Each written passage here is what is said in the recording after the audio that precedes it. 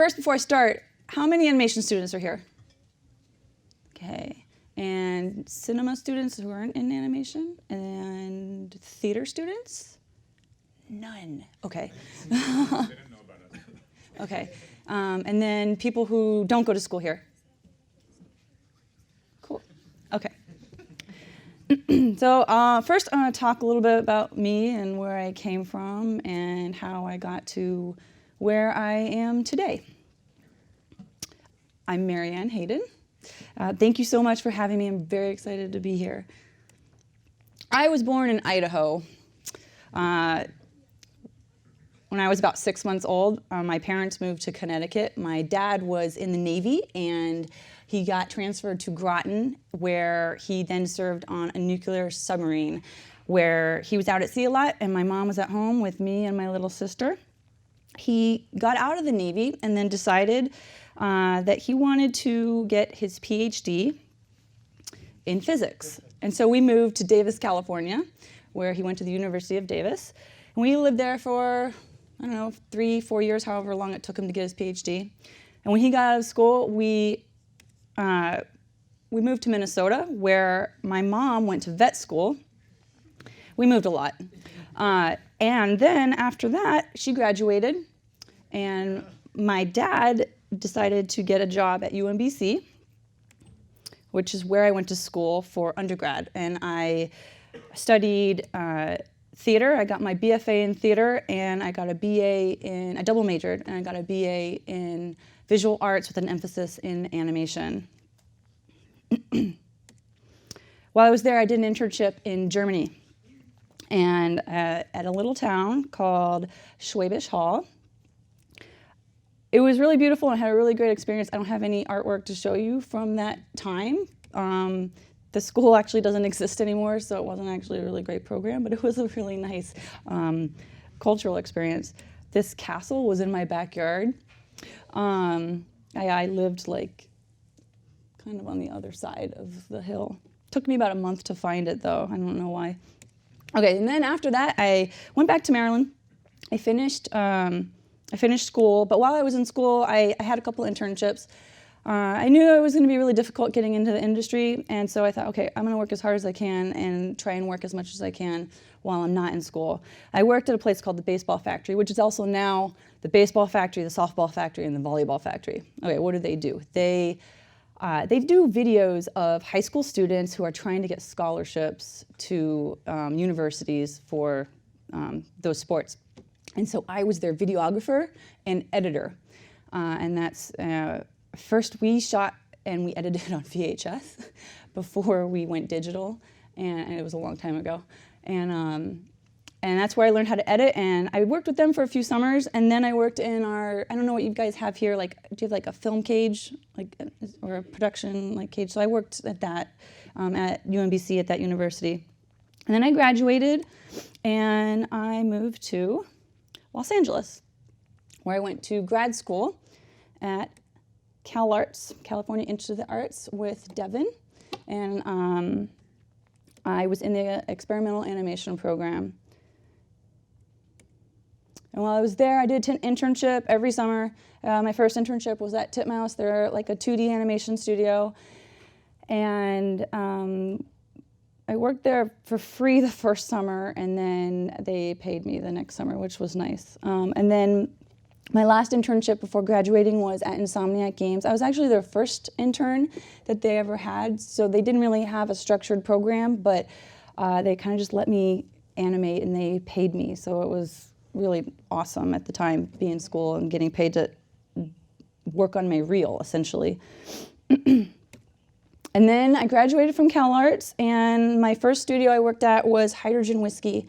They are like an outsourced company for other game studios, and it was the first job I had out of school, and I was working with motion capture. I'd never worked with motion capture before. And I told them that, and they're like, oh, it's okay, you can animate, like, you'll be fine. I was like, okay. And they're like, and you're using 3D Max. I was like, I've never worked with 3D Max. And they're like, that's okay, you'll pick it up. I'm like, okay. It actually wasn't that difficult, but I was working on a wrestling game. So I had a lot of like constraining chairs to hands and microphones and like throwing things, and it was fun for the time. So then that it was a contract job, so it ended, and then I moved on to Ember Studios, which is a small motion graphics boutique, and I did a lot of like texturing and a little bit of modeling and a little bit of animation, a little bit of rigging, and I was like, this is too much. The hours were insane. I was like working till 4 in the morning, and I was like, this isn't what I want to do. Like I want to animate. So I decided, okay, I'm going to take some time off, and I'm going to work on my reel and get my animation to a place where I could actually get an animation job. I did that, and then I got a job at Technicolor, which at the time that part of their studio doesn't exist anymore, but they were an outsource company as well. So we worked on like a lot of different games, like Line Rider, Gears of War, Saints Row, and Uncharted. Uncharted 1 was a lot of if they had extra stuff that Naughty Dog couldn't handle, it went to Technicolor. So I worked on Uncharted 1 at Technicolor, not actually at Naughty Dog. And then I could notice that studio was probably going to close soon, so I left before that happened. And I went to TREYARCH, and I worked on Spider-Man. I didn't work on Call of Duty. I worked on Spider-Man 3 for a little bit, and after that I moved to IMAGI Studios, where I worked on Astro Boy, and I did layout, which is taking 2D storyboards and putting it in 3D, and getting the timing down and the position of the characters down. I'll show you a little bit of that. And then after IMAGI, I went to Naughty Dog and worked on Uncharted 2, and I've been at Naughty Dog ever since. So here's a little bit of my work from IMAGI.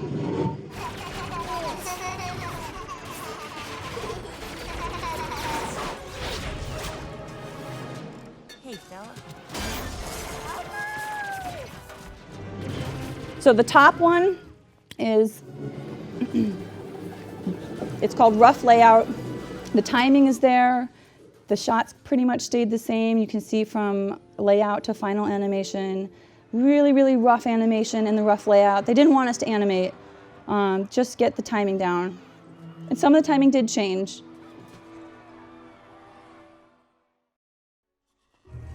Where are you, Astro? Where's your robot friend? Where is he? I got an election to win, and I want that core. No! You back for more?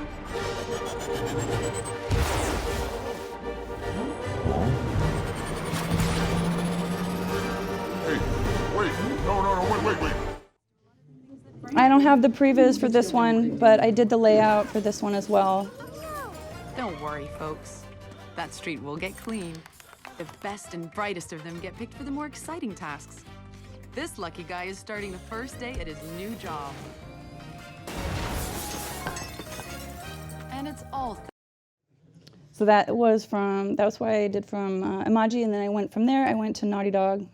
And here is some of my work from The Last of Us. I made this right after the game came out, which is why it says spoilers. I'm guessing you've seen most of this already.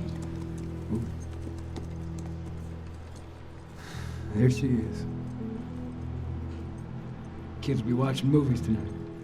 So all of the horses are keyframe in this entire game. It's a lot of work. It's all the way out, University of Eastern Colorado. No bighorns. Ellie, get off the horse. We're going back to town. I'm gonna hang on to this fella. That's all right with you. Go on, don't make me repeat myself. Being by myself. I'm scared of ending up alone. What about you? Those things out there. What if the people are still inside? What if they're trapped in there without any control of their body? Scared of that happening to me. Let's gear up. What? I need a gun. No, you don't. Joel, I can handle myself. No.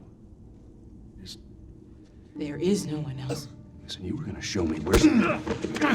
Stop. I get it. But whatever it is you think you're going through right now is nothing to what I have been through. I knew her since she was born. I promised your mother I would look after her. Then why are you letting this happen? Because this isn't about me, or even her. There is no other choice here.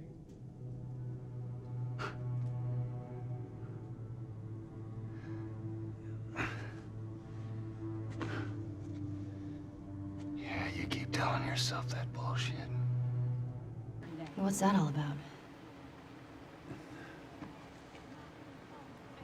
Does that have anything to do with me? Talk about it later. Did he tell you where the lab is? We'll talk about it later. Later. Right.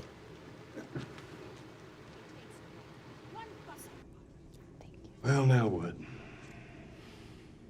We go get our merchandise back. How? I don't know. We explain it to them.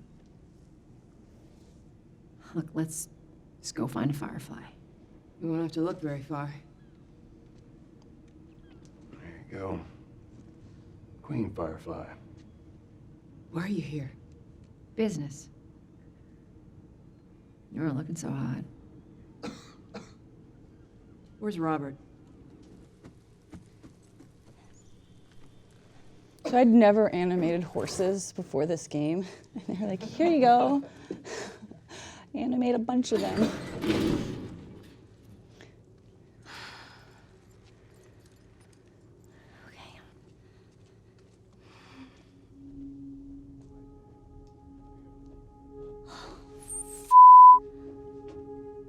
They tracked me.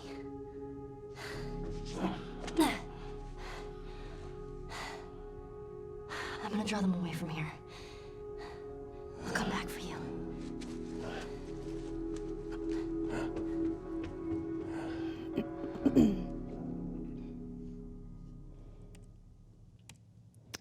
So now I will talk about the cinematic process at Naughty Dog. How we start with a script. The whole story is written, and then with the script, normally like the casting, the audition is done with a part from the script. But when we are casting, the script isn't always completely finished, so sometimes they'll just write an audition piece that, in this case, actually became part of the story and then changed as the full script was developed. And then we have the casting auditions and then callbacks, and we have rehearsals and mocap shoot days. So as an example, you know, it just looks like a film script. There's no, sometimes it'll be like talking and this is a cinematic and then it'll be a break for gameplay, but the gameplay is written in there and is not exactly clear as to how that gameplay is going to happen because the designers haven't designed the levels for that yet, but we know that something's going to happen. We have to get from point A to point B, and that's in the script, and it's fine-tuned later. So this is Ashley Johnson's audition, her first audition. We film everything, so as soon as they walk on stage, they might not know that they're being filmed at that moment. They know they're getting filmed for the actual audition. And that's Gordon Hunt in the gray sweatshirt who did all of the direction for Uncharted 1, 2, and 3. Action. What? That's it? What happened to sleeping? Okay, I know it doesn't look like it, but this here, not a bad read. Only one problem. Okay, look. To be continued. You want to be my hero? Forget about saving my life. Find me a stack of these bad boys instead. Where'd you get that? Back at Bill's. I mean, most of the stuff was just lying around. You stole from Bill. My friend, the guy who got us this truck. Maybe. Unless you're mad, in which case he gave it to me. What else you got? Well, okay. Here. Is this what I think it is? That's from way before your time. Well, even before my time. Yeah, that's a winner. Here.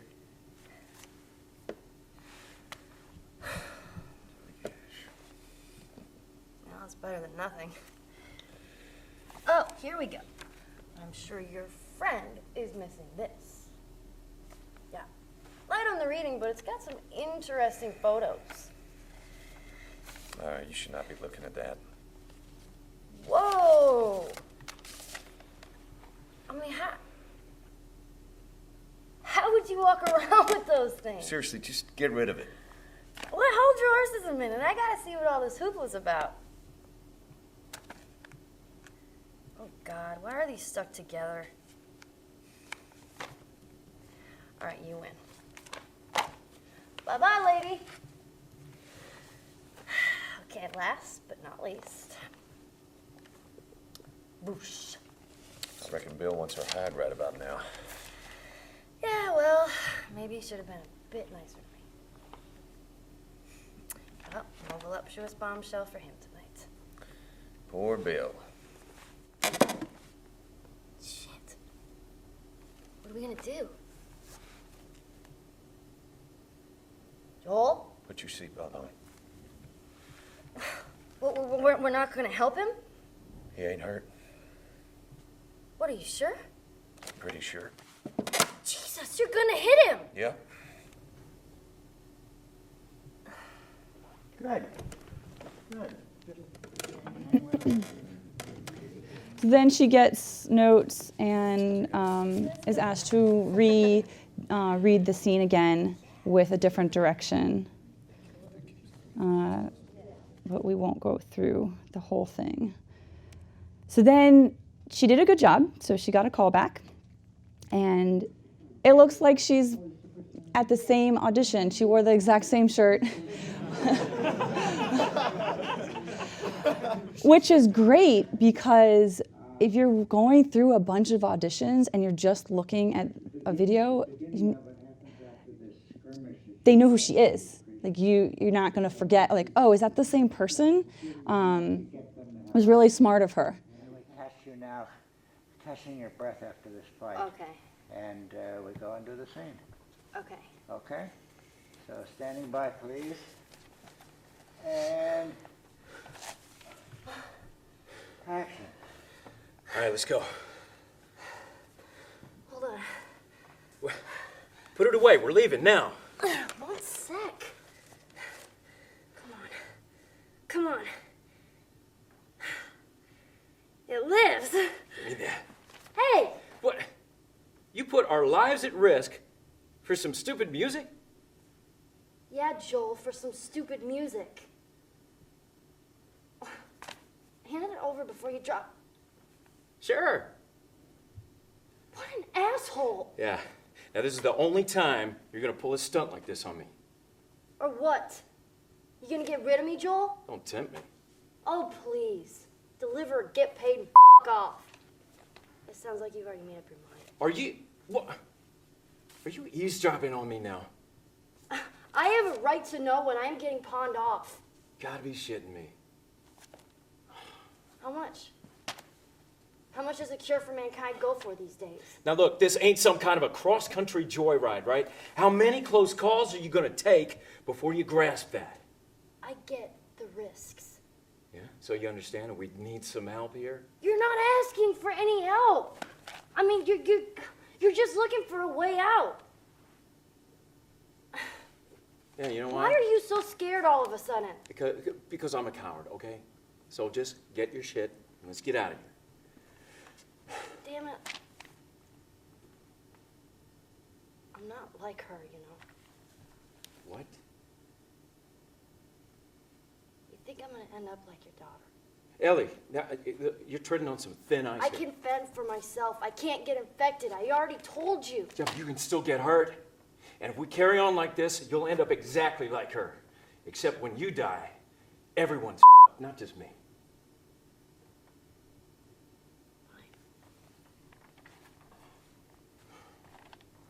You know, it's not like I'd be any safer with someone else. just be more scared.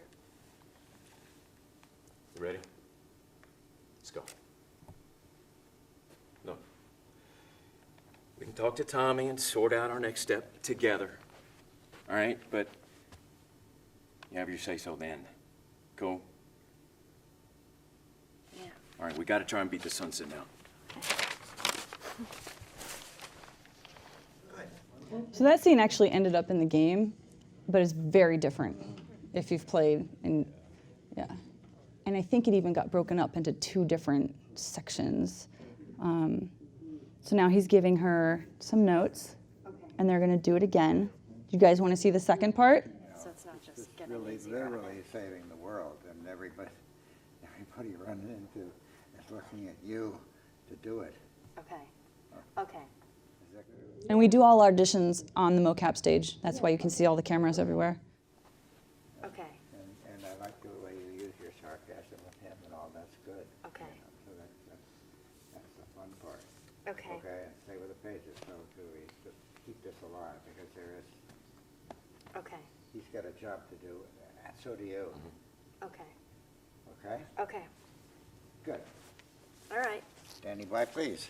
And action. All right, let's go. Hold on. Put it away. We're leaving now. Oh, 1 sec. Come on. Come on. It lives. Give me that. Hey. What, you put our lives at risk for some stupid music? Yeah, Joel, for some stupid music. Now, hand it over before you break it. Sure. What an asshole! Yeah, you know, this is the only time you're going to pull a stunt like this on me. Or what? You're just gonna get rid of me, Joel? Tempt me. Oh, please. Deliver or get paid and off. It sounds like you've made up your mind to me. Are you eavesdropping on me now? I have a right to know when I am getting pawned off. No, you gotta be shitting me.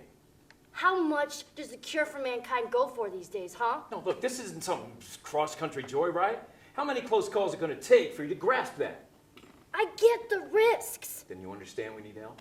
You're not asking for help. You're just trying to look for a way out. Why are you so scared all of a sudden? Because I'm a coward, okay? Now grab your shit and let's go. God damn it. I'm not like her. What? You think I'm gonna end up like your daughter? Ellie, you're treading on some thin ice here. I can fend for myself, okay? I can't get infected. I already You can told you. still get hurt, and if we carry on like this, you'll end up exactly like her. Except when you die, everyone's not just me. Fine. You know, it's not like I'd be safer with someone else. I'd just be more scared. You ready? All right, look. Talk to Tommy and sort out our next step together.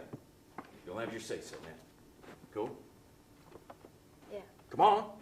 Just try to beat the sunset.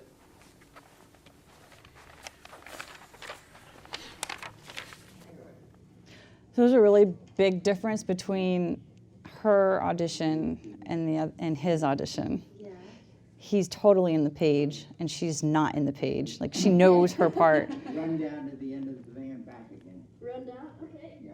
So now, just seeing like, well, what's her movement look like?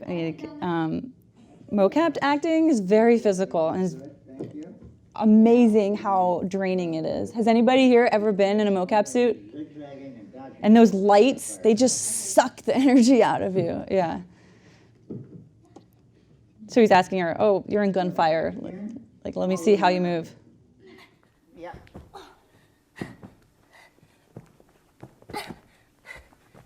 Great. Excellent, thank you. All right. Do you have any questions for us about how our process here or the project? That's Neil Druckmann in the background. He's our director and writer. How does it all work? Can you climb it? No. I was just Phil kidding. might get upset if you do, but Yeah, how many cameras are in here? 86. Wow. So you get to wear one of these awesome, sexy suits. That's hot. Yeah. Isn't it? And then you have a mic, and so the cameras capture all your movement, then we capture your audio at the same time. Okay. And then we have camera people as well, like filming you, so we have reference for your movement and your face. And then we put in the video game. Wow. That's cool. Kind of cool, huh? Yeah. Yeah. All right. All right. Thank you so much. Well done. So she was cast as Ellie, clearly. She did a really good job. She was really prepared, and like when you're auditioning for something like that, you never know how long your actual audition is. You know, the cameras are still on her. She's still in her audition, even though she's not reading from the scene anymore. So after that, so I'm going to show you process of how we take those two audition scenes and then like how they got into the game. I will show you like parts of them. So we have script changes, and then we have we shoot the scene, and then we do a scene edit edit the mocap and the audio, set up the scene, camera layout. Then we have animation, lighting, rendering, and director approval. So this is the final rendered version of the scene in the truck with script changes where Bill, who is referenced in the scene as Joel's friend, his character wasn't fully developed when the script was written. Sleeping? Okay, I know it doesn't look like it, but this here is not a bad read. Only one. And right there, to be continued. his character is actually gay, so we had to change them being voluptuous women in the magazine to being dudes, which actually changed the script. So we had to reshoot it, and we had to reanimate that section too, because she wouldn't be grabbing her breasts anymore. That changes it, like that tiny little character change changed the whole script in this section. That is actually before my time. That is a winner, though.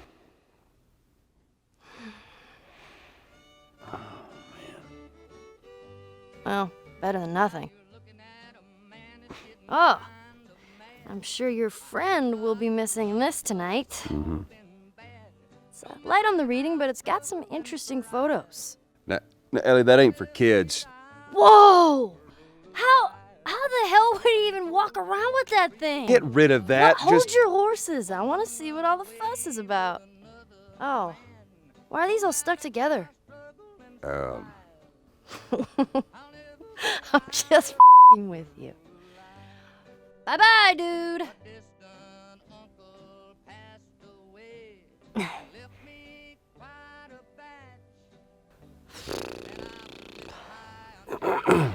You know what? This isn't that bad. Why don't you try to get some sleep, all right? I'm not even tired.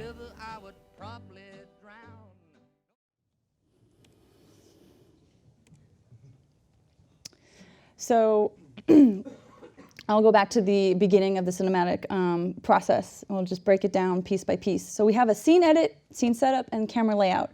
So we shoot the scene, we bring the mocap back to Naughty Dog to be processed in-house. What does that mean, to be processed in-house? So we get the raw data, and our TDs, I don't have anything to do with this part, but the TDs we'll fix. Let's say the mocap suit isn't quite like fitting in the right way for some reason, and the solve comes back, and everybody's necks are kind of sticking out like this, so they can adjust it as like a global thing, or the shoulders are up, so maybe we like adjust it so the shoulders are down. The animators will still have to go in and do a lot of that stuff, but if it's something global they can do for the whole scene, it's better to do that before the animators get it. And then the Maya scene is set up with the necessary characters. Our data is imported onto those characters, so like the entire take will go onto that character, and we edit the data like as a rough pass in a Maya track system. Do you guys use Maya tracks? So it's like Final Cut or Premiere, where you've got you know, different layers of, and you can edit it just like you would for film, but it's like your mocap data. I'll go through that in a little bit. And then your cameras are added, and layout continues based on your final edit of the audio and picture. There's a lot of like splicing and dicing, so it might be 6 minutes on stage, but we need to cut it down to 4 or 3. And so there's a lot of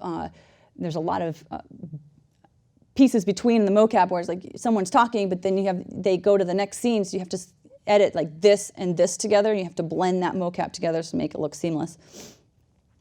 So this is an example of one scene in Uncharted where it's as an animator would get it, with our characters are in here, the rough mocap, and this is what our tracks look like. So we would have all these edit points, and then we have to blend those together and basically keyframe the animation between those. We flatten all that stuff down, and we go back onto other characters and start like doing the additional animation on top of that. And we can turn everything into proxy mode. Working with our high-res rigs is really slow. They're very, very heavy. This is our character picker, how we animate with our rigs. It's everything that we have.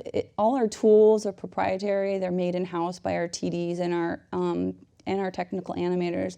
This is our camera toolbox. So each shot is broken down where if I select one camera, I can bookend it and I'm just working in that shot. So I don't have to like jump from shot to shot. I can say, okay, I'm just gonna work in this little section right here. So, you know, we don't have data on the finger, so all that stuff that comes in later, that all has to be hand keyed.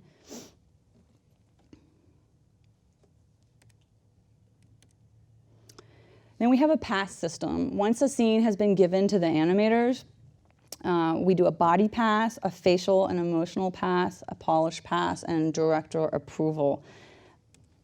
So here is the first camera pass of a scene from The Last of Us.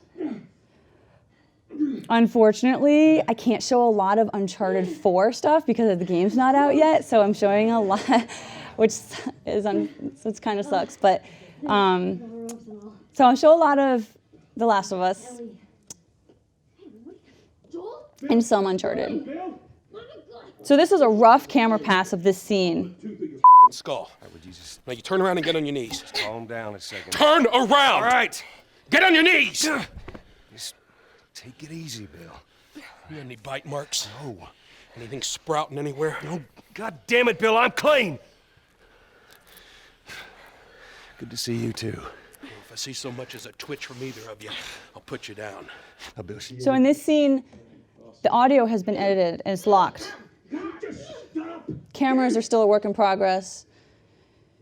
Still blocking out character positioning. You come into my house, you set off all my traps, you damn near break my shooting arm.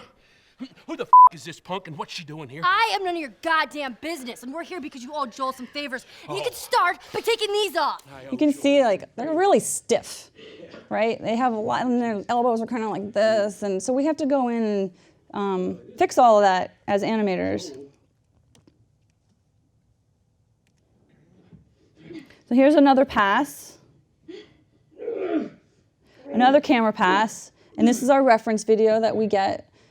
It's called a 4-up. So we get to see, as an animator, we get to see the camera pass, and we see our wide shot and our close-ups for our facial reference when we're animating the faces. So he had a mask on, no mask on stage, so that's something that we have to animate later. Bill, turn around and get on your knees. Calm down a second. Turn around and get on your knees. Don't test me. Just take it easy. So for the body pass, like I said before, we'll blend our tracks together and fix edit points of the data and stitch it together in the edit in Maya Tracks. I've heard that Maya 2017 is having a complete overhaul of the track system, which is good because it's pretty wonky. Then we'll add overlap and weight. So, you know, like, oh, when Ellie is pulled by Bill and then she's strapped onto the pole. So they didn't use a lot of force on the stage, so we have to add that extra weight in there and add props. So Bill had a mask on, he pulls that mask off. We have to fix that, make it look like, you know, we have to add the props into the scene. We add the hand and finger animation. Spelling mistake.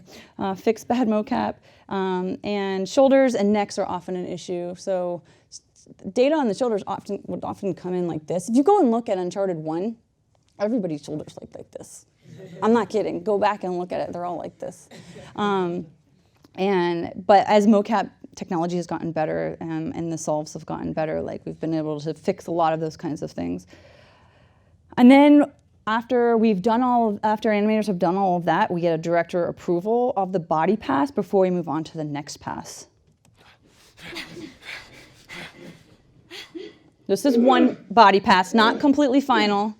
So he's pushing on the door. We had to animate this scene, and not all of our environments were done yet. As happens a lot, we'll animate before we get our environment, which means we have to go back and do it again. Ellie. Hey, what are you... Joel? Bill! What are you doing? No facial animation yet. Turn around and get on your knees. Calm down a second. Turn around All right. and get on your knees. Don't test me. Just That fall down had to be reanimated. And then we'll do a facial pass. Man,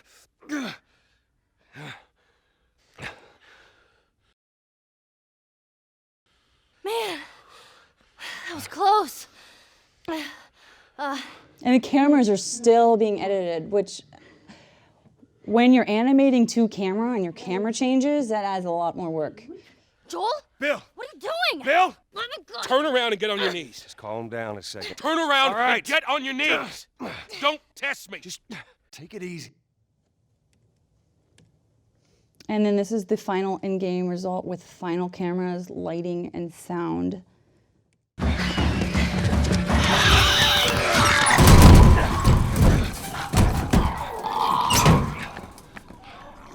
Man, that was close. Thanks for the heroics and all. Ellie. Hey, what are you... Joel? Bill! What are you doing? Bill! Oh my God. Turn around and get on your knees. Just calm down a second. Turn around All right. and get on your knees. Don't test me. Just take it easy. So you can see from first rough camera pass to this, there's been a lot of changes. So when an animator gets a scene, it's usually 30 seconds long. Our quota is about 10 to 15 seconds a week for cinematics, about 20 seconds a week during crunch. You guys know what crunch is? Kind of. Basically working longer hours for a pretty extended period of time to make sure that we ship on time. So that's a lot. 20 seconds a week for cinematics is a lot of animation. So this is action. This is from a documentary that was made about Naughty Dog, and it's called Grounded. I don't know if has anybody seen this? Maybe some people. I just took out the little section that's about animation. It talks a little bit about gameplay and cinematic animation. Hey! Oh, let her go! Don't worry, this is fixable. But I can't come with you. Well, then I'm staying. Ellie, I want Joel to watch over. Oh, no. Bullshit, I'm Ellie. going with She's him. gone too. I could just take her to the North Tunnel and wait for me there. Jesus Christ. Just cargo, Joel. How do you know them? You know, we craft the scene out until it has a good feel, and then we pass it off to animation to clean it up. Real life motions don't necessarily always translate into gameplay. There's something that's usually missing, so we have to, maybe enhance the gesture or enhance the shoulder movements or a breath that you want to be able to feel, but you don't really see it, so you can't really feel it unless you see it. Is everything all right? Yeah, everything's fine. I could have him lean in here a little bit more, like this, take his hand down. When they're on stage, they don't necessarily have windows, so that weight of really pushing and leaning in, it's something that we would have to accentuate. Give him a little bit more weight on that turn, or put his head down a little bit more. There's a lot of dialogue that gets said between the two characters. We have to bring that alive through animation, and we have what we're using as gestures. Why would they mow down all these people? Can't let everyone in. If you turned off the sound, you'd know that they were talking to each other. And that really helps accentuate the relationship that the two have together. We have certain animations that play in the beginning of the game on Ellie. She's traveling with Joel, who she doesn't really know. There's a lot of gestures to make her look nervous, just her overall stance. Later on in the game, they develop a relationship through the animation, not just the dialogue. You can see that she's more comfortable around him. If that reads well with the player, then, you know, we're doing our job.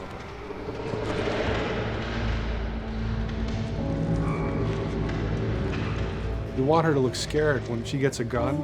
We want her to look scared of the gun. So if she's gonna aim, she wouldn't be like super trained aim. She would be more like some scared. But at the same time, it needs to look cool and feel cool to the player that plays. It's really just these little tiny details that we're doing, and it's coming across. It's working out well.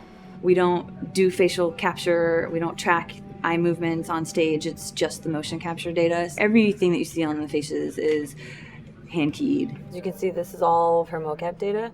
And so when I'm doing something like this, I go back and forth to the performance that she was giving, and I watch just this section over and over and over again. So this is our default face. I can make everything super extreme and make her all squinty and angry, turn her frown down.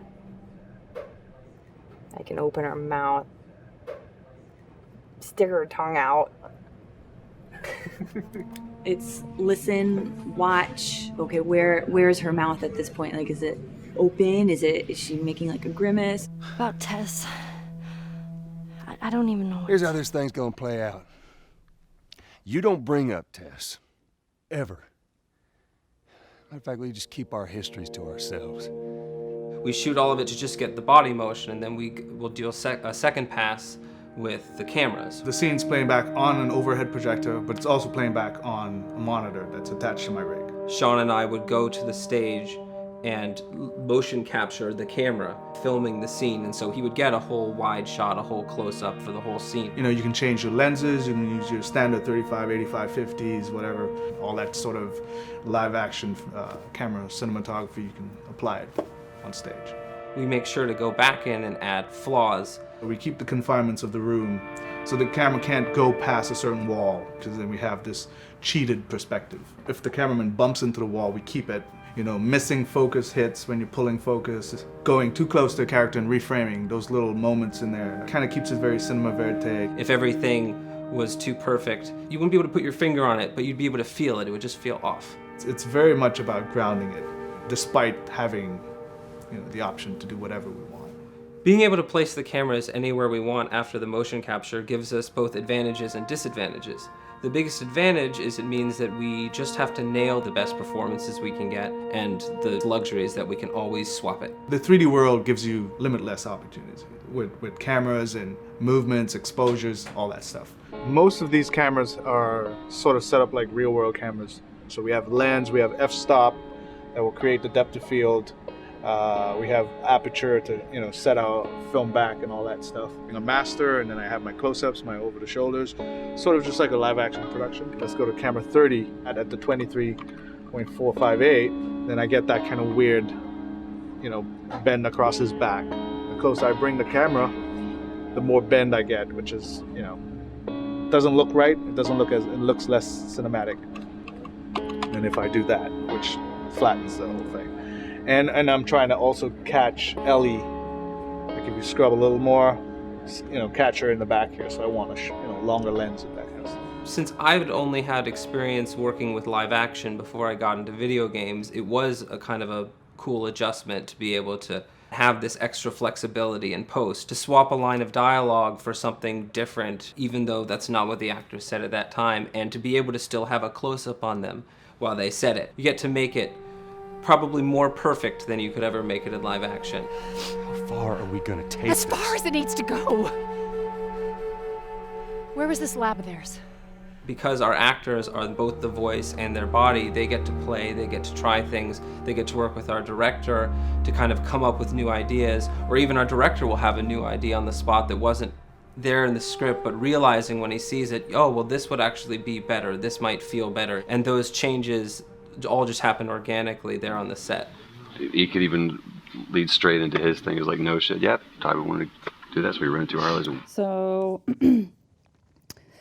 now I'll talk about the facial pass process. About that. So we captured a lot of cameras on stage for The Last of Us, but not all of them. Some of it we were able to do when we were shooting the scenes, and then a lot of it we're like, okay, we're gonna go back and we're gonna, we'll do the cameras later. But then when we got into production, we didn't have time to go back. And so we ended up doing all our cameras in Maya. And Uncharted 4 and all the other Uncharteds, all the cameras are done in Maya. They're not captured on stage.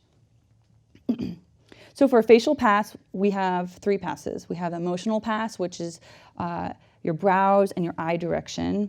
We'll do lip sync pass and a polish pass. And your polish pass has you added your eye saccades, which are your little darts back and forth. We'll connect the brows and the lower face, so all movement is tied together. So if you're animating your brow pass and then you're doing your lip sync, it can be disconnected, but you want to make sure that your face looks like one face and not 2 separate things. So we'll also do on a smile, you'll squint your eyes, or when you squint your eyes, your cheeks go up a little bit. So it's all those little nuances, you want to add those little details. If your mouth is open, then the eyes might be open a little bit more, or your cheeks might drop. It all depends on the scene and the emotion. Or if you raise your eyebrows, it affects the eyelids. You might not think about that, but if you raise your brows, you need to lift everything in your face is always moving. So polish detail is really subtle, but it pulls the scene together. So in Uncharted 4, we did do facial capture. So we have the dots on the face, and we've got the mic at the same time. This is pretty much untouched data. I almost didn't this time.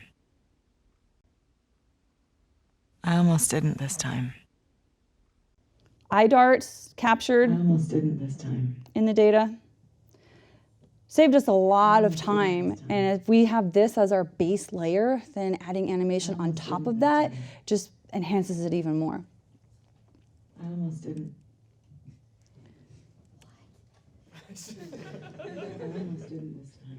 So this is the reference video. You can see they've got the facial capture, and they've got the cameras in front of them that's capturing the data from their face. And this is when I'm working in the scene, how I work. Scrub over it. It's a really, really slow process of, okay, so this is all the data that's on the face. There is a key on every single frame. And this is her face and her mouth, all of the data.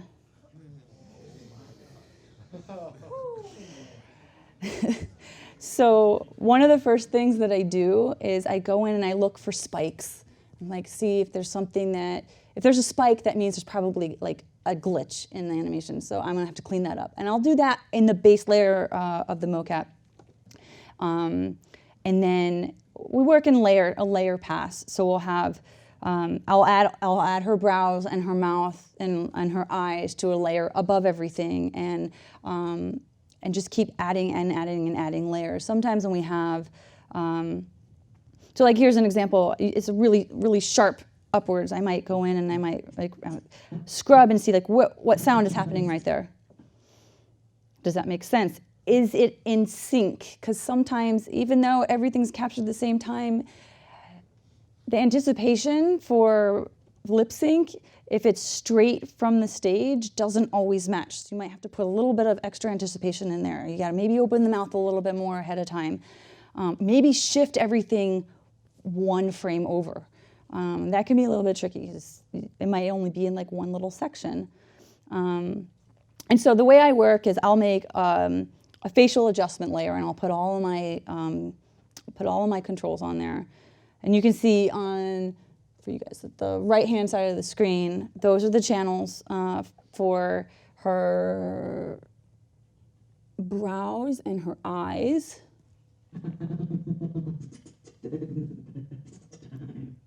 And I bookend, when I work, I'll bookend before they start speaking and after, so that I'm not affecting my entire scene. So it's like the keys are zeroed out on both ends.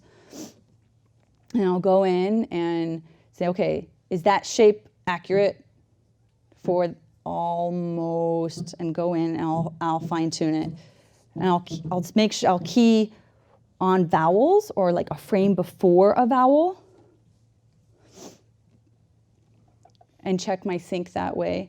Maybe open her mouth a little bit more. Her lips are like super pinched, so I'll maybe like unravel that. I have to go in and find out, okay, what's causing that? What control is, sometimes the mocap would come back and the data is on the wrong control. So I might have to just kill that and then figure out how to bring it back in a different way that's gonna stay on model.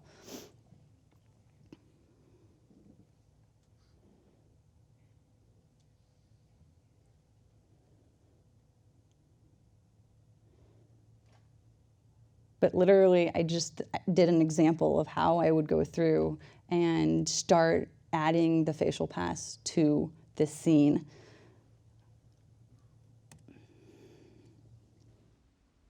I almost didn't this time. This is final pass. I almost didn't this time. Adjusted her eyes, added more emotion to her brows. She was pretty stiff in the original. I almost didn't this time. I added a swallow to her neck. That is not captured. So we would add little details like that. I almost didn't this time. Changed her. I almost didn't this time. They speak. Sometimes she would, or Emily Rose is our actress, so she would I almost didn't this time. speak kind of softly and not enunciate a lot. So in an animation, you want to be able to read everything. I would overemphasize some of those things. Don't tell me that I would be safer with someone else, because the truth is I would just be more scared. So this is, this scene was not done in-house. It was done, and the final scene was done in San Diego. But I really liked this shot, so I was like, okay, I want to animate it, and I want to do my own emotional pass, lip sync pass, and polish pass. So I did that for the sake of the presentation.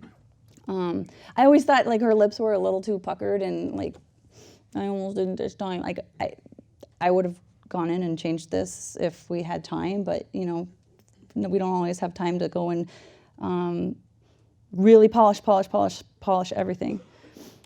So for The Last of Us, it's all keyframe animation for the face. So I'll show you that process now. Don't tell me that I would be safer with someone else, because the truth is I would just be more scared. So that's just the emotional pass, no lip sync, right? I know, it looks kind of funny. Don't tell me that I would be safer with someone else, because the truth is I would just be more scared. So lip sync, shapes aren't all there yet. It's not completely fine-tuned. And then a polish pass that's not rendered. Don't tell me that I would be safer with someone else, because the truth is I would just be more scared. So each pass, each of these, this pass probably took, I did this in a couple days. And that's, I don't know, how long was that? A few seconds. This is our layout. So this is an example of my workflow and my keys for this scene. This is all of the keys for her face in my graph editor.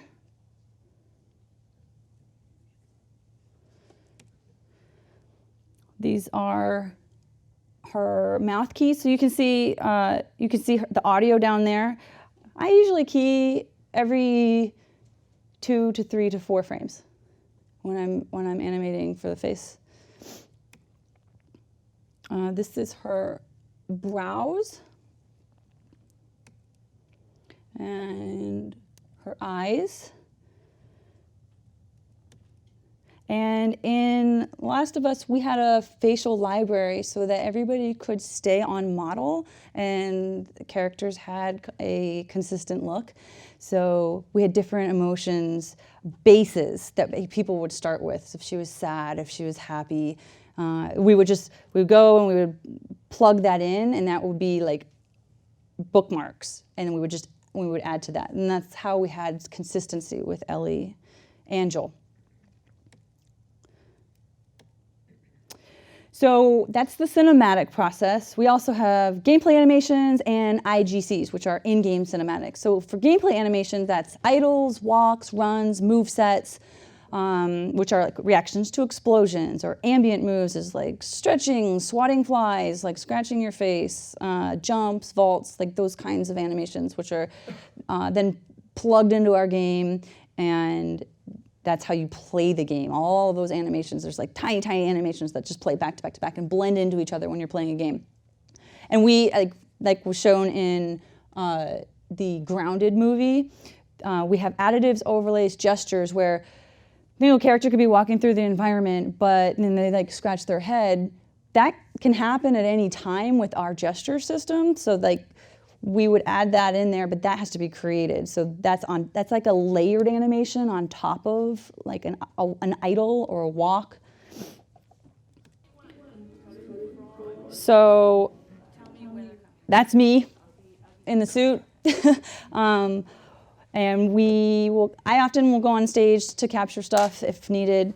This is a gesture or an overlay on top of something, doing reactions to explosions in the distance. And so we capture something from every side. Explosion over here, explosion here, explosion here, explosion behind. Something where the character that doesn't affect the character, but definitely scares the character. And if it doesn't work, we just shoot it again because the cameras just keep rolling.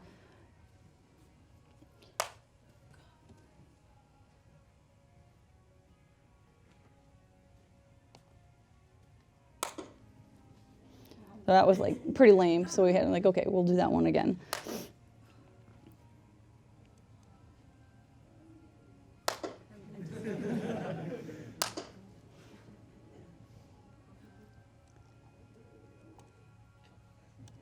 And this is a stronger explosion.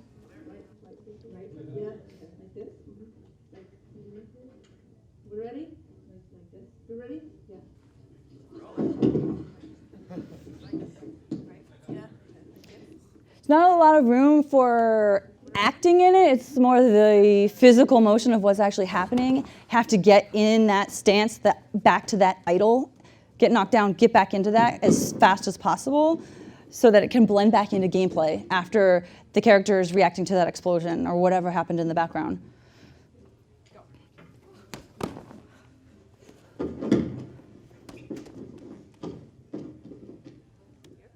And then this is what it would look like in a test environment.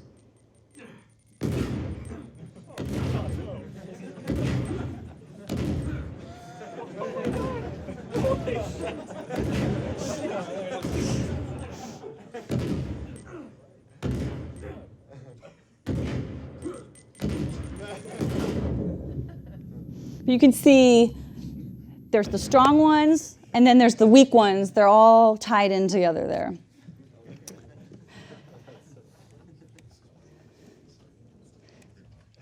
So an IGC is an in-game cinematic, not a cutscene where you lose complete control. It's short animation where player doesn't have control, but that might still have control of the camera. It can be looping, or it can play only once. And it's a collaborative process between the director, the level designer, our leads, and the animators. So for example, maybe we have, like in Last of Us Left Behind, there's Ellie's looking for things in the drugstore. Anybody played that? So it's like, okay, well, is she reaching up on the shelf? That would be like a tiny little, that IGC. She walks over to something, maybe like pulls a drawer. That little tiny animation, that's an IGC. They're an aid to gameplay and story, and can be with the main characters, or they can be with background characters. So it's also a way to add a camera to a moment and make it more cinematic rather than straight gameplay camera. So an example would be like a scene playing out in the background that adds to the story, or like maybe like someone in a market selling apples. So animators designing an IGC will often direct that mocap shoot. So for example, where Ellie's like looking for things on stage, or in the drugstore in The Last of Us Left Behind, that was my little section. So if I had an idea, I was like, okay, she needs to like be up on her tiptoes, or she needs to step on a box to get something, or reach down low, or search through something. All of like, I worked with the designer to figure out like what do we need in here so that she's just not one level. She needs to be down and up, make it more interesting. Then you go to the stage and you shoot it. And that helps the animator get exactly what you need, and also the designer to make it cohesive. If the designer went but didn't have all the ideas of how they wanted, what kind of animation they wanted in that area, then we'd have to go back to the stage and shoot it again. So sometimes the designer and the animators will go to the stage at the same time. So here's an example of, that's me again, doing a simple IGC of woman selling apples in a market from all different directions, because she is reacting to the player. And so if the player's over here, she has to turn to do this. Player goes over there, she turned to do this. And so that, they'll be cut into separate animations and they will blend into each other in gameplay. Would also capture walks. So when we capture,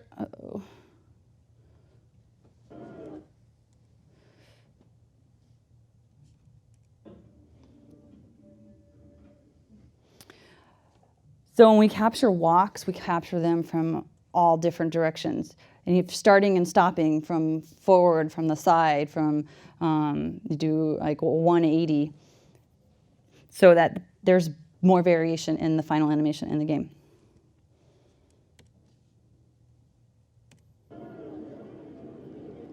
So this guy painting, that's an IGC. It's in the background, doesn't really add to the story, but it adds to the environment. Excuse me.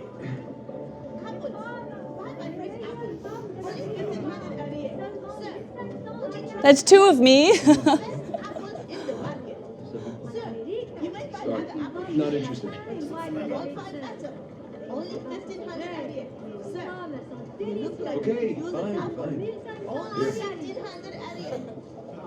Thank you very much, sir. So that's another example of an IGC. And this is the way we used to capture stuff for video games, where you would go into the recording studio and you would record the scene, and then you might have the same actors go to the mocap stage to do the motion for that scene, and you would hear a playback of the audio and then act to the scene that you're listening to. So it's pretty disconnected. Thankfully, we don't really work like that very often. For this particular scene, the VO they did shoot it on stage, but the level design changed. So you had to hit your mark. So there's a table there, and the two characters in this scene needed to be at very specific locations, because as the player was in this level, can't get caught by them.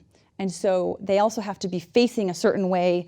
So I'll show you the final product, but the technical aspects changed, where we had to do it this way. So, and it was like last minute. So they're like, okay, Marianne, go get in the suit. Like, we need you to do this. Like, okay. Isn't it our job to help boys like him? So it's an IGC that is in the background, adds to the story. What do you want me to do? You know my opinion. I'm not ready to give up on him yet. You can't keep avoiding it. Look, I'll talk to him in the morning, okay? Good night, Father. Good night, Sister Catherine.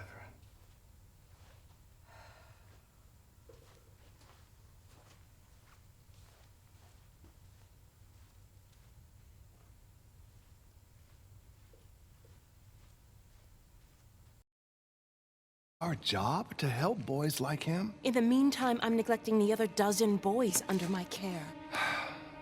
What do you want me to do? You know my opinion.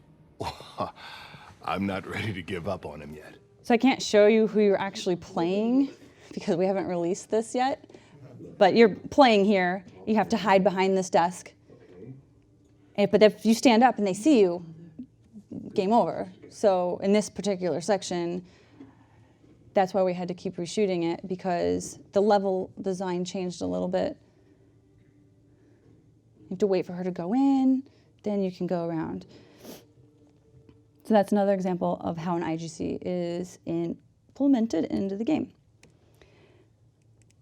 So a lot of people touch motion capture. It's never a final product. It's not like we just capture it on stage and we just throw it in the game.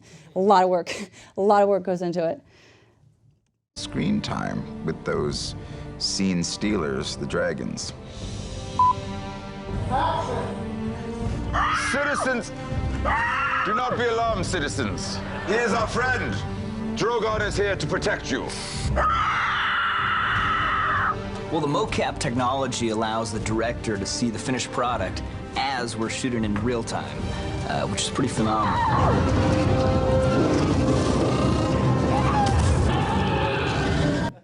Yeah, so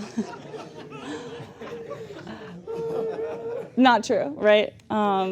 So thank you very, very much. I'm so happy to be here, and thank you all for coming. I think we have some, I guess, questions after this, but I just want to say, a year ago today, I was in the hospital for brain surgery, and I'm so happy to be here. Like, I'm so excited because I wanted to do this lecture last year, and then I had to go and like have a tumor removed, and like I'm fine, but like, you know, life happens, right? But it's like so nice to be here. So I want to say thank you very much for having me.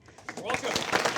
So the first thing, you mentioned all keyframe facial animation for The Last of Us, Yes. and then you recently switched over to motion capture facial animation for Uncharted 4. So what are some of the pros and cons, I think, of each? What do you prefer? Tricky question. Well, I like keyframing animation. I mean, but with the mocap, it's a base, right? That's the start. It doesn't. It's not like we just throw the mocap in and we put it in the game. So, if we have that solid base, then we go from there. We don't always have to stick directly to our reference. Usually, our director wants us to. But like I might have an idea like, oh, well, maybe her emotion should be a little bit stronger here or should be a little less strong in another place.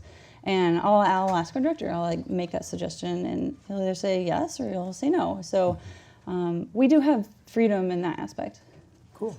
So do you ever feel, I mean, with such hyper-realistic games that Naughty Dog has been making for 7 years, because they started out doing really kind of cartoony stuff. Do you ever feel kind of stifled at all by the style, that it's so realistic? Yeah, I mean, that's kind of comes with the nature of it, you know, but, you know, it's nice to have a break and like animate animals sometimes. Oh, right. Because that has to be keyframed. I'm not going to mocap a bird. It hasn't been done yet? Have you guys mocapped any animals at all? Wow. Let's see, what was I going to ask you? So you prefer different styles.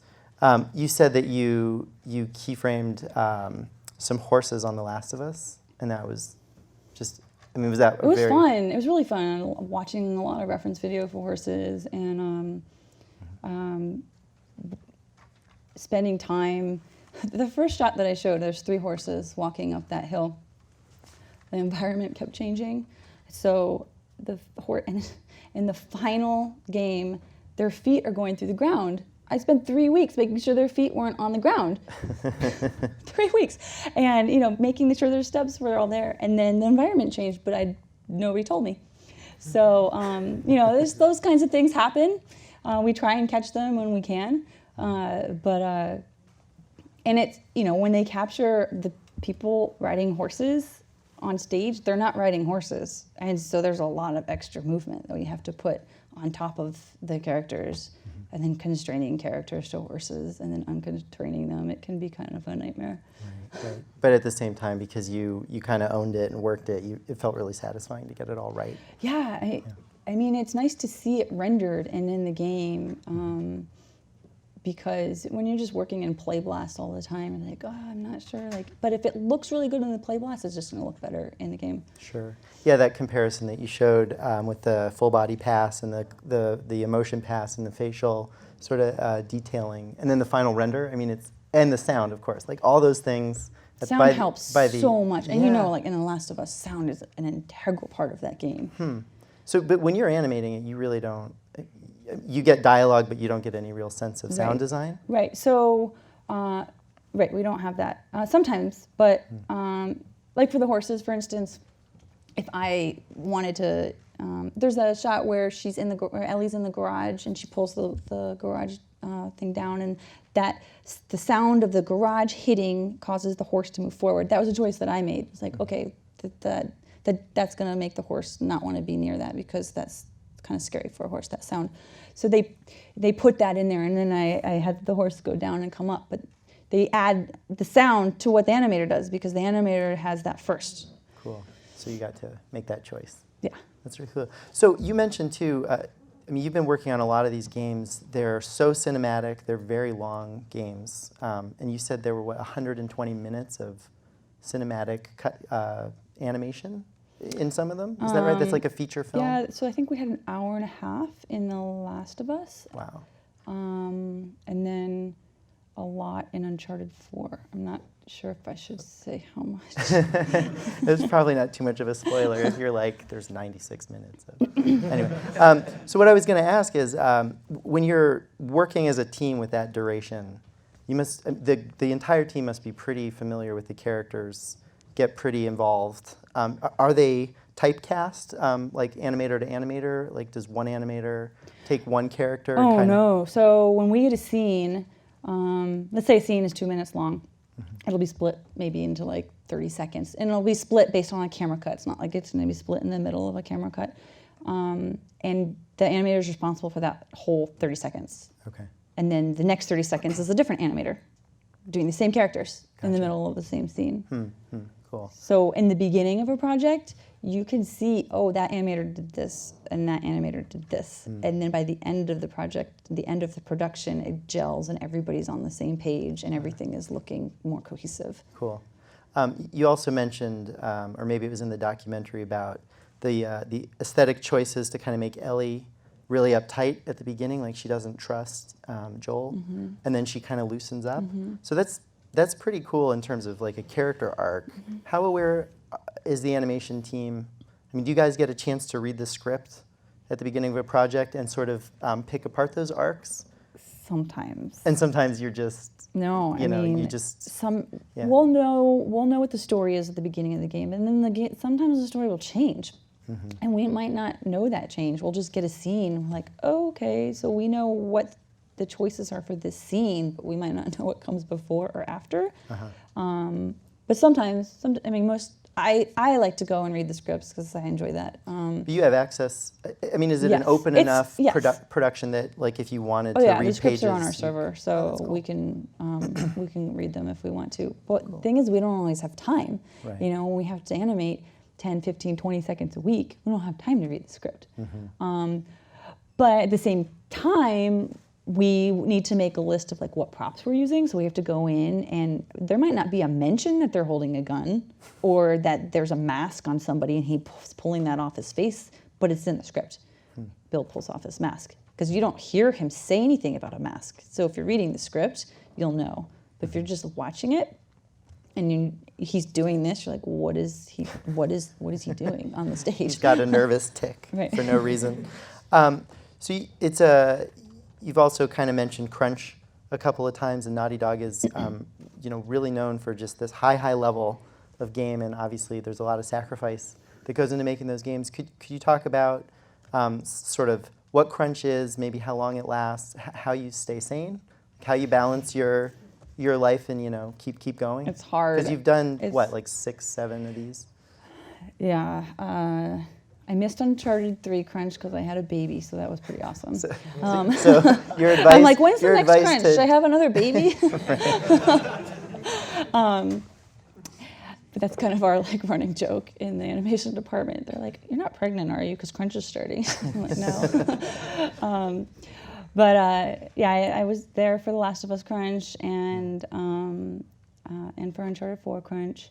And we do little mini crunches for E3 or whenever we do like a vertical slice, which is a little section of our game. So we did like a 17-minute E3 demo for Uncharted 4. And we have to, it has to be done for E3. So you got to get it done. You got to put in the hours. And sometimes, you know, we don't really know how much work needs to go into it until we're tweaking things and it's like, oh, this gameplay's not working. We really got to change this, or like we got to go to the stage and we got to recapture this, this gesture, or this IGC's not working. So how do we fix it? How do we transition from point A to point B more cinematically? And you don't always know those things in the beginning of production.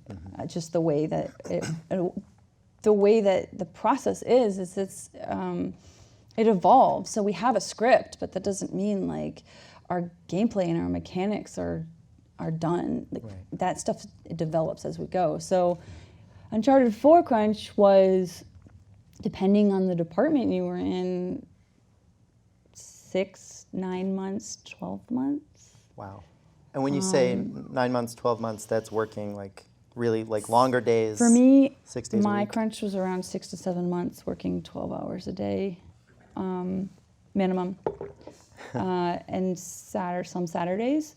A lot of people did Saturdays and Sundays. But it's, I mean, after 12 hours, I'm worthless. Like, my brain's mush. I'm like, I gotta go home. And I'll sit there and be like, I don't know how to fix this problem. And it'd be like, you know, I get in early. I have kids, so I get in early and I try to leave early. And a lot of other people their schedules are all shifted. So everybody's working long hours. Even if I'm leaving at like 8 o'clock, I've still been there for 12 hours. And there's been times where I'm like, I don't know how to figure this out. I'm like, okay, I just gotta go home, I gotta sleep, and I'll come in the next morning, I'll figure it out in 20 minutes. For me, if I work more than 12 hours, I'm not getting anything done. I'm too tired, I'm making mistakes, and then that means I have to fix them the next day, or somebody else has to fix them for me, and you don't want that. It's like this trickle effect. So, you know, they want you to give as much as you can give, and if you can't give any more, you can't give any more. So 10 to 12 hours for me, that's enough for me. Yeah. But it sounds like you have the experience now to know sort of when to draw the line so that you don't make mistakes. Everybody has to make their own decisions, and you know. Do you have any? I don't think a 16-hour day is good for anybody. Do you have any advice for people who are, you know, getting into the business that maybe, you know, just things to look out for, ways to take care of yourself, like yoga? Take care of yourself first. You know, like your health is important, and working 12 hours a day for 6 months is stressful. It's stressful on your body. It's stressful on your relationships. I've seen people get divorced. It's I don't think it's worth it. You know, like I love my job, but there's only a certain amount that you can give. I can give, and if I want to do my job well, then I need to spend time with my family, and I need sleep, and I need to exercise. So just taking the time to... Yeah, and it's everybody has their own way of working, you know, like when we hire a lot of contract workers during crunch because we need to staff up to get the game done. So, you know, sometimes we hire 22-year-olds straight out of school, and they have the stamina to work all night. Good, great, do it, you know? Right. But you can burn out really fast. Right. Yeah, I mean, you just got to pace yourself. Sure. Yeah, that's great advice. I mean, because you and I, we were both working in LA at the same time, overlapping, and it's amazing. You do see, you know, people like that can kind of run circles around you, like 20-somethings, and it's like, good for you. And it's kind of like a question of who's standing after a decade, you know, and really you can, like, you just have to learn to kind of pace I've seen people work 16-hour days, and then they have to call in sick the next day because they're too tired to come in and work.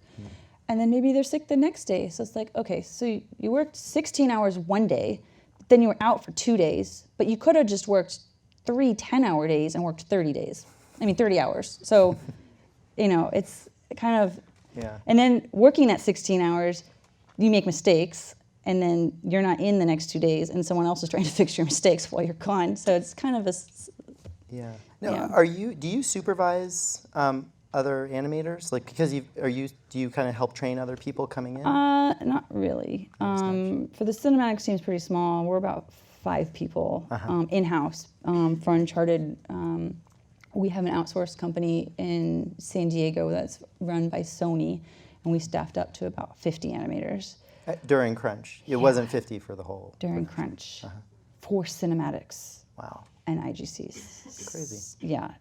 But internally, we do reviews with between other animators. So I'll be like, oh, hey, Keith, he sits next to me. I'm like, can you look at my scene and can you give me notes? So like we'll give each other notes before we give it to our leads to say like, okay, is this ready for director approval? Like how much more do you want me to do before we move on to the next step? But yeah, or when we hire contract animators, of course, like we have to bring them up to speed. So yeah, I mean a little bit here and there. So actually, on that topic, talking about a slight technical note for a second, you said your software is proprietary. But well, Maya's not, but we have a lot of tools. You write your tools. Could you talk a little bit about? I mean, when you were showing some of the facial animation controls, which look insane, and the details of like when you raise your brow and it affects the eyelids. I mean, I have a bunch of questions about that. First of all, what are those facial rigs like? I mean, do you know the number of controls that you have on the face? I mean, is it in the hundreds? I don't know. You're counting them in your head? 50, I don't know. It's a lot. Okay. But for Uncharted 4, it's FACS-based, which is, it's an acronym for something, but it's standard, a standard way of having blend shapes so we can apply motion capture data to it. So it's very, it's based in real life. So like if you smile, like here, it's affecting like this part of the face, not affecting your eyebrow. So we have different shapes for like every way that you can move your face. Wow. And it's like a blend shape based with joints system. Cool. So over the years, it's gotten more and more intuitive to use those controls. That's what kind of. I mean, the more controls that are added, the less intuitive it becomes. It's just like you have to untangle everything. But like once it's a little daunting at first, but then once you know where everything is and know what everything does, then it becomes a little bit easier. Cool. We should probably talk about Ghost Watchers a little bit, which is actually it's Ghost Watcher. Oh, I'm sorry. Yeah. Ghost Watcher, which is Marianne's debut into live action. I can't believe he's doing this to me. Well, no, okay, so you acted in a feature film. If you could call it that. I guess what I'm curious about is, because you have an acting in theater, what did you learn from it? And you must still take some of your theater with you when you're like on a new shot. I mean, you must kind of get into the character. I mean, I think it definitely has helped my animation. If let's say they didn't get the right, maybe they didn't get the right performance on stage, it's helpful that I have that background and I can, if I need to shoot something myself, I can do that. Are there bad actor animators? You don't need to name names. I'm thinking like probably not everybody knows how to like create just a really natural pass live action, right? I mean, like you were talking about getting in the motion capture suit. I mean, does everybody do that? No, that was something, since I started in art, I was like, I actually really wanted to audition. And I haven't been able to audition yet, but they keep saying conflict of interest. They're like, well, what if we cast you, then you can't animate for us? Like, okay.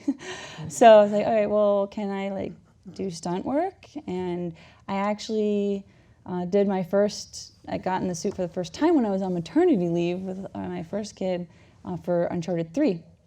Did they need a pregnant woman in that game? I was on like chasing maternity after? leave. Oh, sorry. So I had my kid. Sorry. Oops. Sorry, please continue. But actually, Emily Rose, who plays Elena, she's had 2 kids during Uncharted 3 and 4. So she's been pregnant in a suit. They have a pregnant mocap suit. Huh. Do they? Actually, and it's like when you're pregnant, it affects your movement. So I can tell when, like, I get the mocap data, I'm like, do you get waddling. Do you get your director coming up to you and watching it and saying, "I need you to de-pregnant this walk, take the pregnant out of that"? Yeah, I kind of have to a little bit. Wow. But yeah, so I did it. Actually, got my SAG card because I was working with Nolan North and Richard, who plays Sully, and we were doing some of the IGCs where I didn't have to speak, so I was just doing like the motion of Elena or Chloe, or I did some for The Last of Us. It's, you know, it's cheap for them. They don't have to. They're already paying me salaries, so it's just like, hey, Marianne, go down to the stage, get in the suit, because now they know I can do it. And I love it. It's great. It's fun. And you get out of the studio for a little bit, and you get to go and have some fun on stage. Some physical Yeah. running around time. Yeah. Cool. You mentioned earlier in the workshop about like working on a feature film in layout, and then eventually getting into video games, which you never really expected to get into. And I thought you said something great, which is that you kind of try a bunch of things until you sort of fit, something clicks. So, why do video games click for you? How did they click for you? And I guess also because they hired me full time. It's just that simple. I mean, well, yeah, and I liked it. You know, I liked my job a lot. Gotcha. So, how about the process of how you got there? Because you tried a lot of stuff. I mean, you're really tenacious that way. So. Well, most of my jobs were contract, and it's stressful going from job to job. Like, you know, one contract goes for a few months, and then you're out of work. And you're like, okay, I gotta find another job. Guess I gotta start sending my reel out again. And I wanted stability, so they hired me. I was contract on Uncharted 2, and my last day at work is when I signed the papers to come back full time. So I took a break after Crunch was over for Uncharted 2, you know, everybody goes on vacation for a few months and the studio's empty. And, you know, and I came back a few months later, but like I had the whole time, I was like, I wanna work here, I wanna work here, I wanna work here, I wanna work here. And eventually I did. Cool. So, but I had to crunch. Uncharted 2 crunch was bad too. I went on a donut run at 1:30 in the morning once because we were still working and we needed sugar. Nice. I reference sort of some of your habits at CalArts. Like you were the most intense kind of, I would say, competitive. Whether you were animating or playing Parcheesi, which you're no good at, by the way. I'm better at Parcheesi than you are. No, I don't think so. Yes. But so our way of partying in grad school was watching Napoleon Dynamite and playing Parcheesi. With root beer. Look out. Anyway, what I was gonna say is that you're more intense than most of us, maybe any of us. And you know, when you made a demo reel, you wanted an internship. You know, how many times did you apply to stuff? I mean, before you heard back? I mean, it was a lot, right? I don't remember. I think I would get like VFX magazines, and I would just like read through them, be like, okay, what's this studio? What's that studio? And then I would research, and I just started sending my stuff out. I was just like, all right, okay, you need a generalist. Okay, here's my generalist reel. Okay, you need a texture artist. Here's my texture artist reel, or whatever.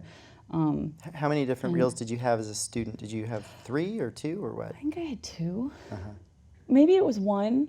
I don't know. I tried to find it, and I was like, it's on some hard drive somewhere that's like this big, and I have like no wires to connect it. Like, but once you started doing freelance contract work, then you had a few more reels, right? Like you had some texture and you had some animation, and then a generalist. Yes. Okay. So then I eventually had a character animator reel. I specialized pretty quickly after I was like, I am done with motion graphics. I don't want to do this anymore.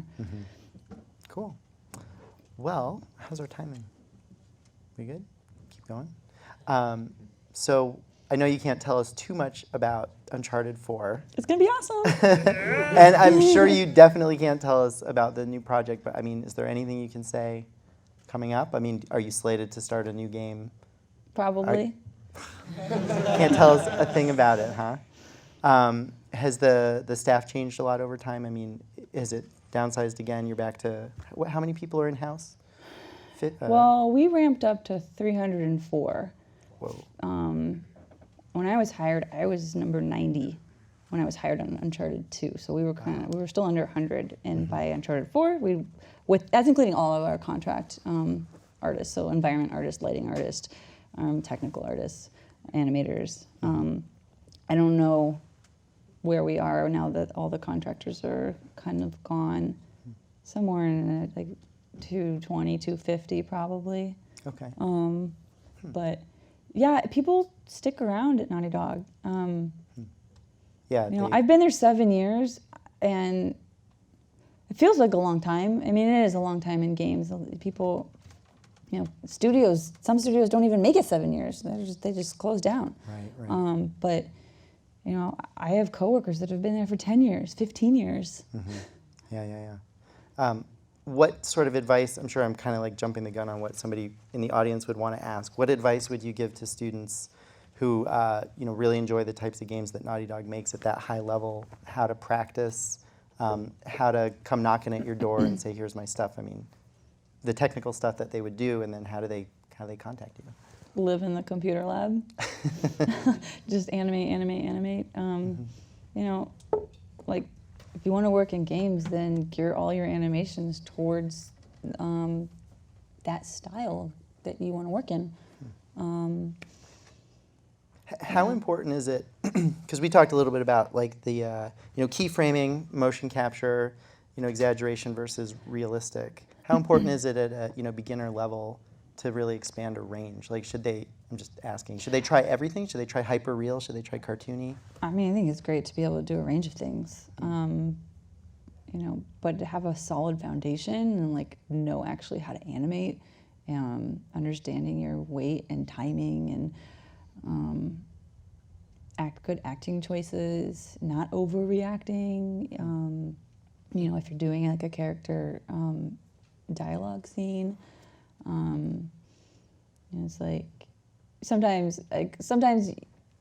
you might hear them say something, and then they're showing you the exact same thing. And it's like, hey, like, there's a plane in the sky. It's like, you don't need to show what's being said, because it's kind of like a redundancy, you know, like those kinds of choices. Right. Do you recommend animators, I mean, should they all do acting on the side? I mean... Yeah, why not? I mean, I think, you know, any way that you can understand all parts of that form and understand how it comes together is probably helpful. I mean, I've always done both, so that's where I'm coming from. But not everybody likes to get up in front of people and act. A lot of animators are introverts. Right. You know, it's like, I don't want to be in front of people. So it might not be the right choice for everybody, but if you're into it. Yeah. Cool. Well, we should open it up to a little Q&A. So if you guys have questions, there's a microphone in the back, so you can actually hop up. Just form a line if you like, and ask Marianne your questions.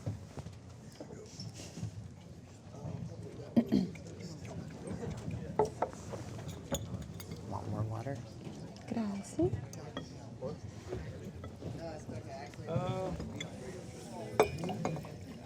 I can trust you to ask the question.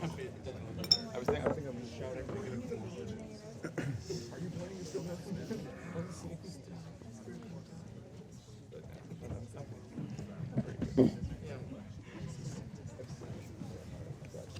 Yeah. All right. So for when you're animating IGCs, are you told the implications of what some minor actions might have in certain games? Like, what I'm thinking in specific is like in Uncharted, Nathan Drake has this habit where he tends to just touch walls. Are you told, like, this is going to be around every corner in this game, so you better get it right? Or is it just kind of like, it's a wall touch, why would I really care about this? Like, So that's an example of a gesture. So so if he's near a wall, he'll put his hand up. If he's not near a wall, he's not going to play that animation. But yeah, I mean, that's an important part of his character, right? So it has to look good. So are you like told that, or is it just sort of like running down a list, like he's going to touch a wall at this point, Well, check that off? We want to make everything look as good as possible, right? So in the time that we have. But we're not really told that because we're expected to make it look good, right? Makes sense. Yeah. Thank you very much. Sure.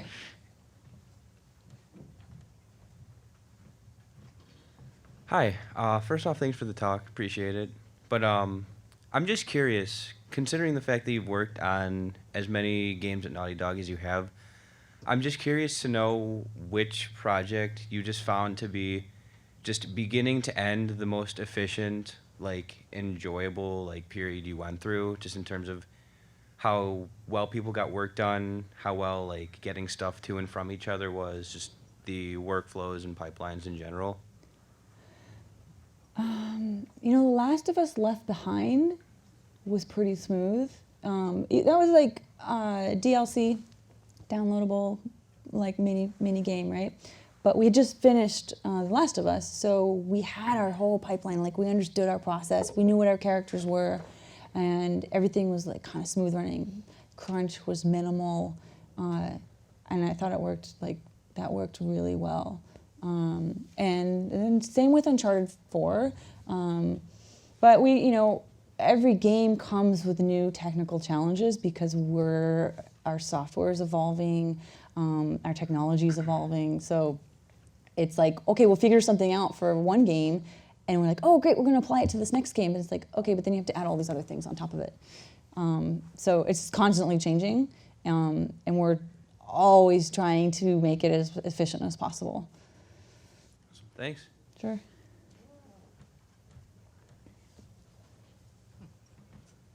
Hello. Hi. How was it like working with Nolan North? It's fun. He's a character.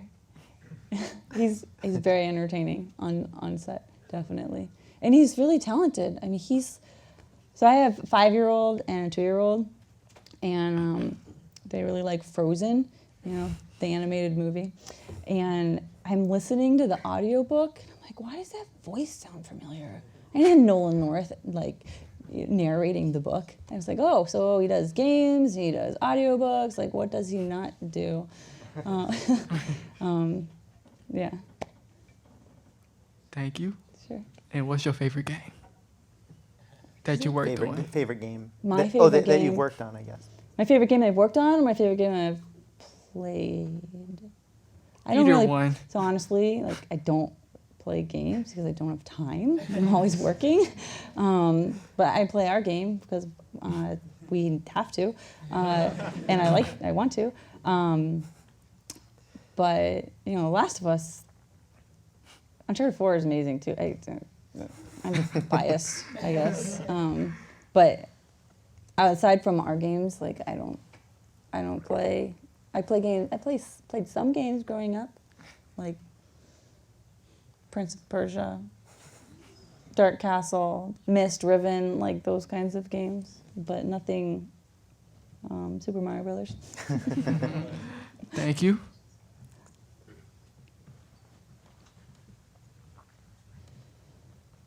It's a long line. It is. We'll see how long your voice lasts. Hi. I was wondering, so what does the process look like for effects animation, and how does that affect character animation and what you do? So effects comes after animation, and their job's really hard because we're always changing something. So they're like, okay, we're gonna, if our timing changes, their timing changes. And they might not have the time to actually make that timing change, but they have to. So that kind of is one reason why crunch happens. Like, okay, we got to make this animation change. Like, okay, that's going to affect sound. That's going to affect effects. And, it affects everybody. We try. If something changes big, we have to tell them. you know, so that's part of our process, is making sure everybody's informed. But yeah, they won't usually start on something until we're done, but we're never done. We're always changing stuff. All right, and I guess for all the skills that you use professionally, how much of that did you take from your undergrad? I'm sorry, can you say that again? For all the skills you use professionally, like now, how much of that did you take from your undergrad? I guess how much is grad school and then work So experience? I didn't do any mocap in undergrad. My first job out of school was doing mocap, but had a solid foundation of like solid technical foundation in Maya, and I knew how things worked, and you know, I learned at CalArts. We did 2D animation and 3D animation. I didn't do a lot of character animation at CalArts. I had to do a lot of projects on my own. INSOMNIAC, my internship at INSOMNIAC helped me a lot with that, where I really got to, you know, I worked on some cycles and I did an acting scene, and that was the majority of my reel from school. But it was nice to have like a well-balanced, well-rounded education foundation to start. You learn a lot on the job, a lot. Thank you.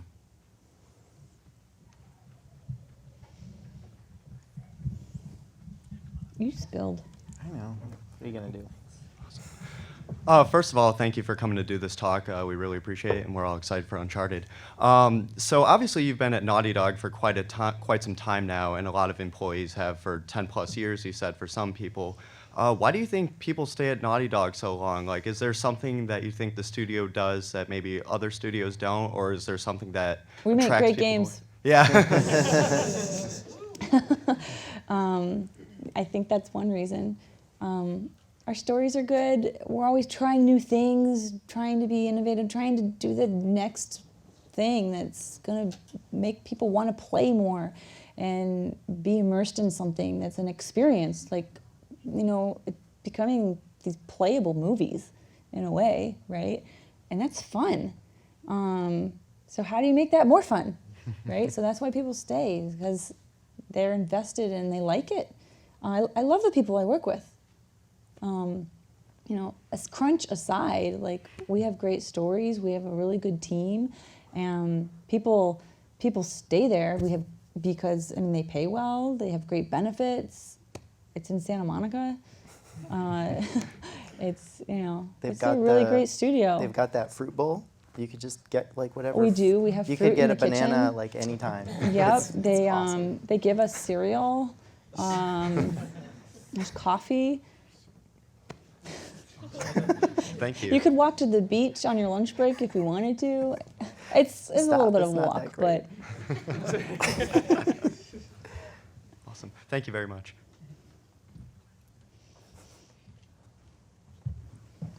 Hi. Hi. Sorry, this mic's kind of high for me. So first off, I just want to say thanks for having that first session. It was really cool seeing those animation tests of people who got hired. That's actually a really great benchmark, I think, for all of us to kind of aim for. What I wanted to ask, and this kind of deals with when you were talking about the shot assigning process. You mentioned how a shot was kind of capped heads to tails, and I was wondering, how did you guys decide, you know, what shots could be contracted out? Like, what was maybe a technical task that those shots were capable of, like, contracted time? Yeah, it's like, you know, oh man, we have so much to animate and not enough time. Like, we got to get this out so that it can start being worked on, so we can get it back and get it in the game. So are they kind of like acting poses or maneuvers that do take up a lot of time that we really need to send those out, like a crawling army crawl or intense jump with two flips? I'm sorry. Can you? And the speakers are facing this way, so I don't get to. I can't hear everything. Just can you speak up a little bit? Okay, please? sure. Is there any other details about the shots, like the motion, the animation, like an army crawl or like a jump with a double roll and crawling through mud? Any kind of motion that seems like, for you guys, would take a lot of time to do. Do any stick out in terms of a challenging shot to animate? Okay, I think I heard most of that. So when we outsource something, it is being, our leads are giving notes. So they're still going through the same pass system that we go through. It just gets sent back to us, and then we review it, and our leads review it, and you know, there's quick times, and then we give notes back. And yeah, if our cameras are done usually when we outsource, and so they don't have to do a lot of changes with that. But like if there's like a roll, you know, you were saying that might have to be adjusted or hand keyed or something. A lot of that stuff, if it's really complicated, we'll keep it in-house because we need to make it work in the game. And that sometimes you know, once the animation is done, getting it into the game and getting it to work takes a lot of time. I'd say like we probably spend a lot of time, almost the same amount of time doing that as we do animating sometimes. Gotcha. Okay, thank you.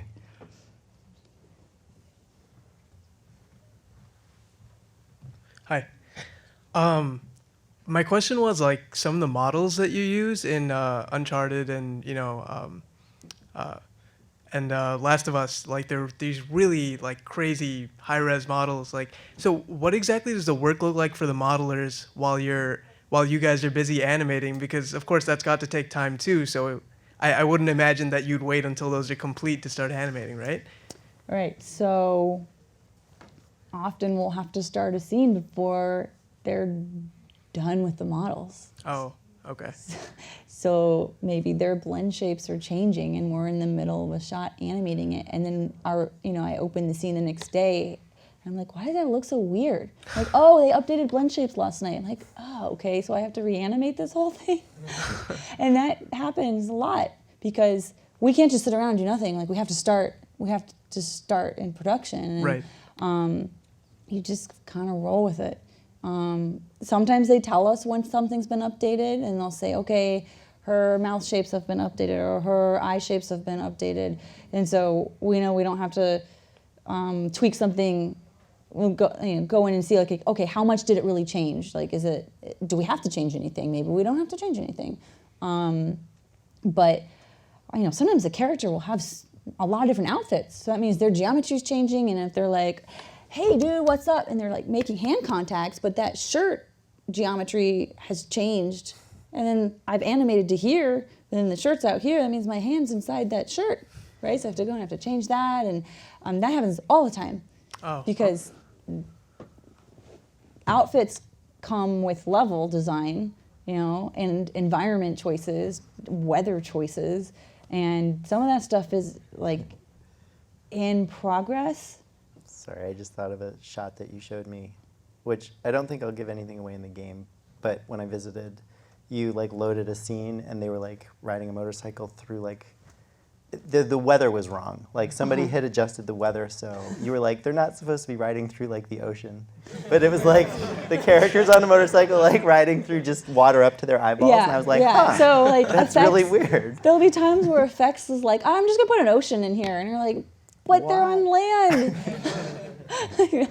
So we don't. When I'm working in Maya, I don't see that. When you put it in the game, you're like, okay, so effects is doing their little work right now, and it's raining, but it's not supposed to be raining, or like something, and it comes together. But like they have to do their job too. So it's everybody's working at the same time, and yeah, in an ideal world, it'd be great to have all that stuff done before we start animating, but that doesn't always happen. Mm-hmm. Cool. Thanks. How's it going? Good. How are Thanks you? so much for coming and giving the talk. I'm all right. I just have one question. Does Naughty Dog only hire local? And if they don't, do they allow contract workers to work remotely? We don't hire only local, so this is two things. So we had a lot of contract animators from all over the country, but they had to fly to LA, find housing for 6 months, and work locally. We can't work remotely. The only remote is our outsourcing studios. So we do outsource. We outsource to Sony San Diego, and we outsource to China for a lot of models and environment. And then it comes back, and we put the Naughty Dog pass on it. But yeah, I considered trying to work remotely during my maternity leave, and then I was like, that is not going to work with a baby and trying to, you know. But and we didn't figure it. We didn't even get to the part of trying to set up like a secure server and network from my home, and I was like, I'm not going to deal with it. We've had a couple TDs work remotely, actually, not animators. We had one who recently left and went to Bend, Oregon, at a studio there, and then one who was working remotely from South Africa. Those are the only two that I can think of. Okay, thank you.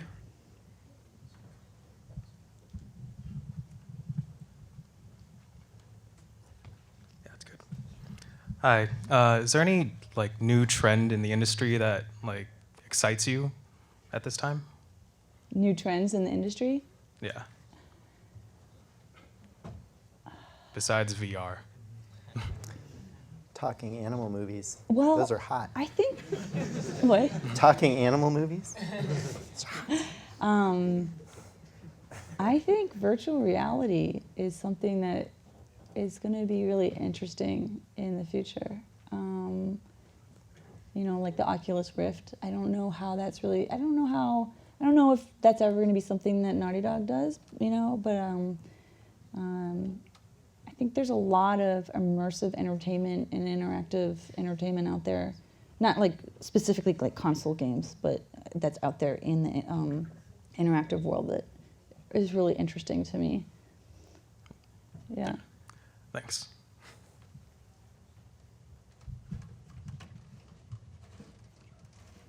Hello.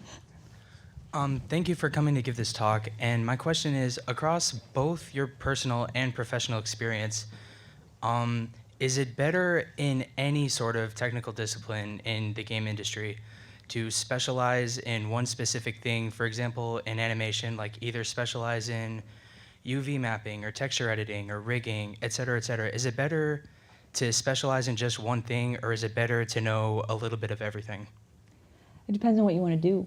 So if you want to be a generalist and, you know, work for maybe like a motion graphics studio and do commercials, then that's great. Like, you need to know a little bit of all those things.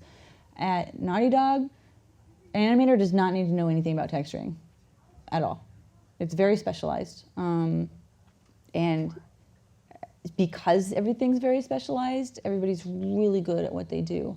You know, our texture artist, our modeling artist, our environment artist, our character artist, they're amazing because they are so focused on something. And I think when you can focus on something like that, you can really hone your skills and get really good at it.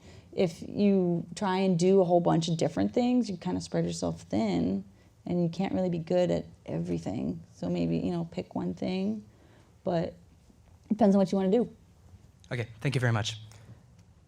Well, I hate to say it, that's all the time we have for questions, but let's give it up again for Marianne. Thank you so much for being here.